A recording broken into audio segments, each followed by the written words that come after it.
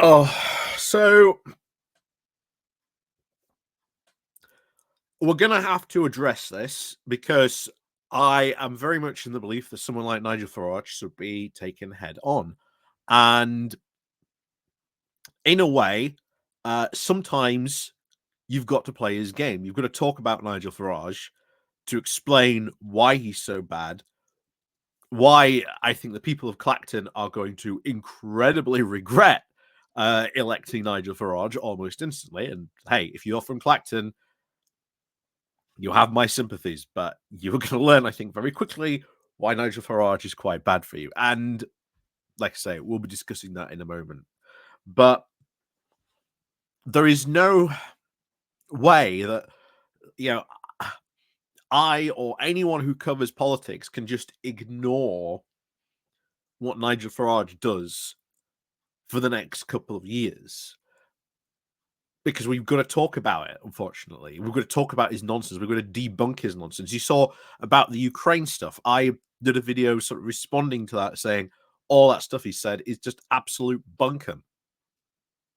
Nonsense.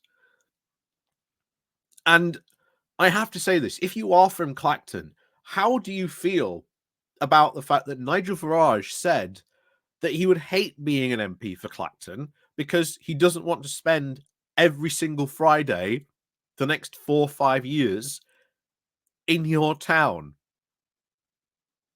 I mean, he said that. That's a real thing he said. And yet you elected him. And bear in mind, there are going to be a couple of people talking about how, oh, Labour pulled the candidate, etc. He came third in the race. If you add the Green vote, the Lib Dem vote, he still doesn't win. The unfortunate reality is he was going to win there. You saw him win on 20,000 votes. That is the unfortunate reality. He won on that. Even if, let's say, the Labour candidate kept on going, maybe he comes in second, but Nigel Farage still wins. There is a reality that we are just going to have to accept. And a lot of people, I don't want to see people for the next couple of years saying, oh, you don't understand, Farage would have never have won if Labour hadn't put their candidate or told them to stop campaigning there and go campaign somewhere else. Explain to me how he gets over 20,000 votes to go and beat Nigel Farage. Because I do not see that happening, unfortunately. I think Farage was always going to win this seat. I've been talking about it for the past couple of weeks, thinking I think Farage was going to win it this time. I think he was, even though I said I really don't want him to win because here we are having to talk about Nigel Farage, which, bear in mind, is exactly what he wants. And bear in mind, I know that. I know, Farage talking about this is exactly what he wants, but we have to talk about him. We have to debunk the nonsense that he spouts and says. And one of the things that I've done is I've now started to follow Clacton local Facebook groups. Because I can tell you this now. A couple of years ago, when George Galloway won in not Birmingham, not Bristol, Boston.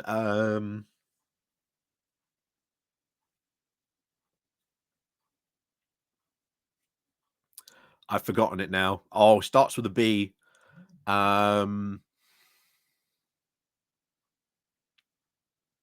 Yeah, just having a complete mental brain fart there.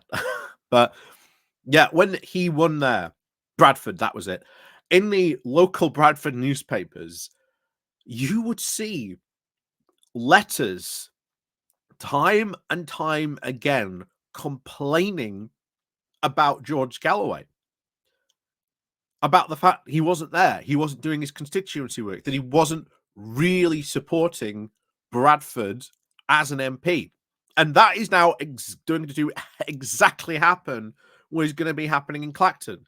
Because you think Farage is, as he said, he's not going to be there every, Thursday, Friday doing local surgeries. He's going to be off campaigning elsewhere. He doesn't give a damn about Clacton other than the fact you've just put him in power. And I'll say this now.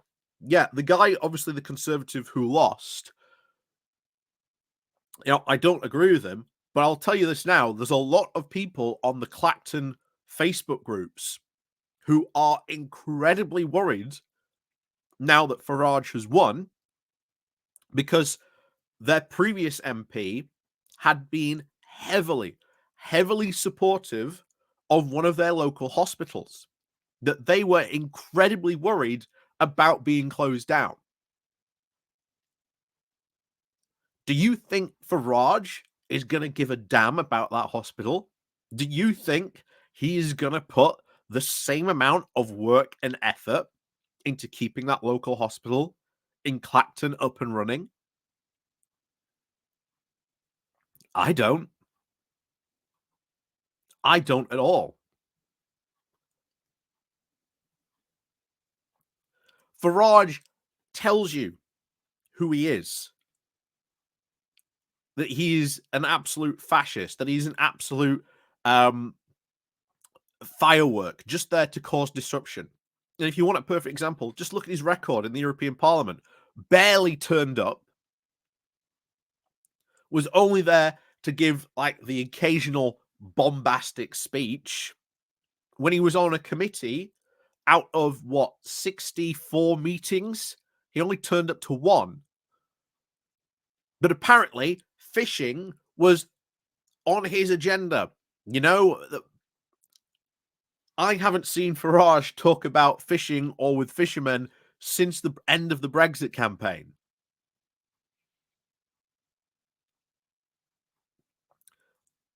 And I'll tell you now, all those people, all those 20,000 people who voted for Nigel Farage are going to get a very, very rude awakening if you think Farage is going to give a damn about your town. There's part of a job, part of responsibility of an MP is not just their jobs in Parliament. And it's not just looking at national policy and doing things like that. There is a massive focus they have to do on their local constituency. I don't believe Farage has the patience, the time, or even any political inkling to be able to take care of his local constituency. Because I'll tell you what, Galloway sure didn't. George Galloway, absolutely different. And you can go online and you can find the letters that people wrote about their disappointment in George Galloway, their interactions that they had with him online. That they're all very well documented online. But I'll tell you now, a lot of people in those Clacton local Facebook groups incredibly worried about that local hospital. So I have to wonder in a couple of weeks' time, or maybe even a couple of months' time, who knows? Will that hospital remain open? I'd like to think that it would. With our new government, I really like to think that it would. I'll tell you what, Farage won't fight for it. The only moment he will care, I'll tell you this now, people of Clacton, the only moment Farage will care is when that closes, because then he can do his usual spiel, blame the Labour government, etc., etc. Just that's what he's going to do for the next 4 years. But for Clacton, he ain't going to do a whole lot. And trust me, time will prove me right on this. So, as always, thank you very much for watching. Like I say, links down below, the Patreon page, the Buy Me Coffee link where you can buy me coffee, the YouTube thank you button, and of course the Pony Club down below as well. And of course, as always, we'll see you all next time.